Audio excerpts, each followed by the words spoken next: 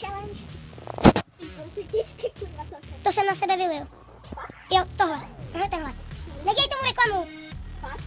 Protože nám nezaplatili. Chyť to takhle. Za ty rohy.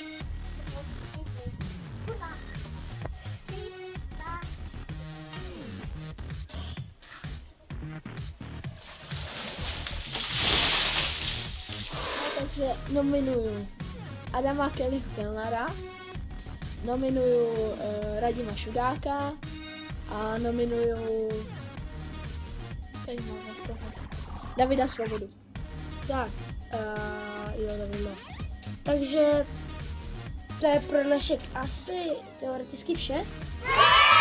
A my se s vámi loučíme. Čus!